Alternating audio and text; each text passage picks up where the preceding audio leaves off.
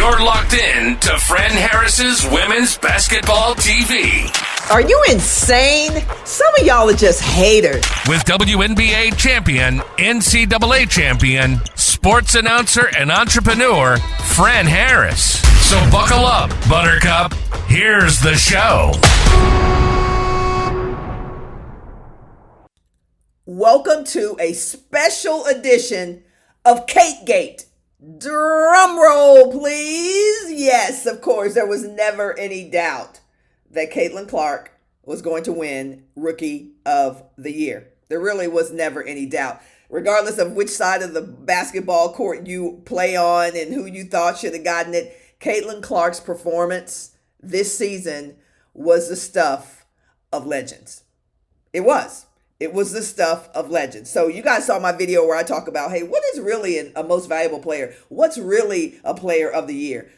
That's how I'm taking the post that I'm doing right now with Caitlin Clark. It extends beyond the basketball court. Whether people feel that it should or not, it certainly flavors and colors everything about this season's Rookie of the Year, because we didn't have a rookie who just did great things on the court. We have a rookie who extended to the impact on ticket sales, on betting, on all the things that impact the economics of the W. So, like it or not, those are the facts of this year's Rookie of the Year. I fully bring flowers to Caitlin Clark because I love ballers. I love ballers, and as a former shooter, as a current shooter, I love shooters. But here's the thing. Well, you know what? Let's jump into Caitlin Clark's exploits this year and why she was a unanimous Rookie of the Year, because I was about to get in on her passing and how great it is, but we got plenty of time for that. Congratulations, Caitlin Clark. Had the opportunity to call a couple of your games this year, had the opportunity to meet you, and had an opportunity to chat with you. All great experiences for me. But let's get into why Rookie of the Year went to Caitlin Clark. Caitlin Clark not only helped Indiana improve as a team, they also earned a number 6 seed for the WNBA playoffs. First time they got to the playoffs since 2016. I am fairly certain that the Indiana Fever would not have been in the playoffs this year without Caitlin Clark. Period. I'm fairly certain of that. Now, immediately people start hearing, listen, check the library on Fran Harris's Women's Basketball TV. I've already talked about Kelsey Mitchell. I've already talked about the fact that Kelsey Mitchell is one of one. It's like we always have to bring other people into other people's flowers.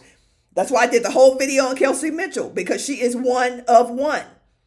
But I also said in that video that there's no way Kelsey Mitchell's going to have the season she had if she had to shoulder all the responsibility that she's had to shoulder for the last 4 or 5 seasons with the Indiana Fever. Enter Caitlin Clark. This is why Caitlin Clark was so valuable. Freed up other people to just do what they do, because she, it's interesting. She actually is a pass first point guard. I know that's hard for some of y'all to believe, but she actually is a pass first point guard. Yes, she can drop buckets. Yes, she can shoot the lights out. Yes, she's got the logo threes, but she enjoys distributing. She enjoys assists more than she does scoring. Ask her the next time you talk to her. Ask her the next time you talk to her. That's why Indiana was successful this year, because it added a critical piece of the puzzle named Caitlin Clark, who drew so much attention as a shooter that sometimes people played close on her and gave her the opportunity to drop dimes to her teammates who were phenomenal this year. Aliyah Boston, Lexi Hull, Tiffany Mitchell. I can go on and on. Indiana got much better this year because they do what teams who want to be great do. They go out and they find the pieces. They find the pieces that make them better. And I heard Lynn Dunn say in a press conference in her exit interviews, there was a piece that was missing from the Indiana Fever, and we knew what it was. Lynn said she knew what it was like Caitlin's sophomore year at Iowa. If we can get her, we become a different team. And it's true. Some of us are going to have to learn how to separate the truth from the truth from our feelings. That is just the truth. The truth is Caitlin Clark made Indiana so much better because she gave the opportunity, opened up the opportunity for people to stop double teaming Aliyah so much, stop double teaming Kelsey Mitchell so much, because they had to be concerned with her. Please hear the basketball lesson in that. I know some of y'all are basketball heads and you get that and you understand that, but some people don't understand. This is not about people overflowing on Caitlin Clark. It's understanding that basketball is a team sport. And if you have some dead weight on your team is not going to be as good as if you got 5 flat out dogs in the starting lineup. And that's what Indiana had for the first time in many, many years. Caitlin Clark was a missing piece. All right. So let's talk a little bit more about what she did. Last year, the Fever posted a 13-27 record. They sucked. That's how I'll put it. While they were swept by Connecticut in the first round, they stepped up. That's the whole point. They got Aliyah Boston last year, okay? People were triple teaming her, right? Couldn't do anything with her. This is a season that was marked by tremendous highs. And I'm not going to bring in the lows on this video because what Caitlin Clark was able to accomplish as a rookie in the WNBA is the stuff, as I said, of legends. She finished her rookie season averaging 19.2 points, 5.7 rebounds, and 8.4 assists per game. She led the WNBA in assists average and tied Kelsey Mitchell for the highest point average of the Fever. All right, a couple of records that she broke during the 2024 season were the most points scored by a rookie, which was 769, and the single game assist record of 19. She became the first rookie to produce a triple-double. Okay? The first rookie to produce a triple-double. She helped Indiana improve as a team. Indiana earned the number 6 seed for the playoffs after finishing 20-20. This was a remarkable season. Period. I'm going to just button it up and just say period. What Caitlin Clark did on the court was fun to watch, was magical to watch. Saw it in person 2 or 3 times. Calling my games with the Dallas Wings. Opportunity to be an announcer, to watch history. It was a historic season for the W. Now let's turn to the business impact that Caitlin Clark had. This is a great addition to Kate Gate. That's my fresh segment, my original segment on Caitlin Clark things. All Caitlin Clark. Kate Gate was amazing this year.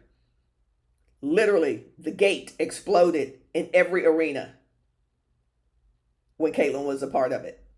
Every arena sold out. Every. EVERY.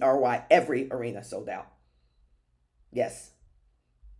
Cambridge in Indiana, nothing like it. I was there 2 Sundays ago and they were kind of late arriving. So I was like, are people not coming because, maybe they didn't think Dallas was going to give Indiana a run for the money or whatever. But I'm sitting in our broadcast booth and literally like 10 minutes before the game, there were maybe 2,000 people there. I looked up, I turned around after doing our practice for our telecast, and I'm like, there were 17,000 people there within 5 minutes. It was bananas. It literally was bananas. It was so much fun watching that. That's the impact that Caitlin Clark had on our game this season. The economics of the W changed this season because of Caitlin Clark. They did. Shout out to the Iowa fans. Shout out to the Iowa fans who said, we've been doing this in Iowa forever. We've been doing this in Iowa forever. Following our women's team, following our women's basketball team. Shout out to the Iowa marketing department for putting their women's basketball team on Front Street, as they used to say in the 80s, on Front Street, and making sure the world knew about them. And shout out to the Iowa fans who said, it ain't over for us. We're going to follow these women to the WNBA. And they set the standard and they set an example for what other fans can and should do when their college stars leave college. That's the missing piece for us. The missing piece wasn't that the game wasn't good. Yes, all the players elevate the game. But when somebody becomes a superstar at the college level, with a fan base of 15,000 every game or whatever they do in Hawkeye Arena. And that fan base, Connecticut, Texas, USC, I can name all the great fan bases over the years.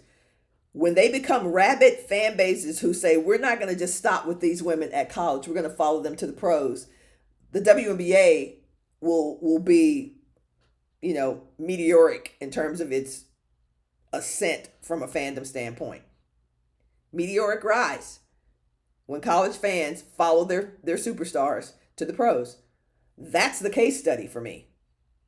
That's the case study. I'm not bringing any negativity into this post. I don't even want to associate any negativity into this post. I know some of y'all are thinking, but what about this? But what about... Not going to even do it. Congratulations, Caitlin Clark, on a phenomenal rookie season.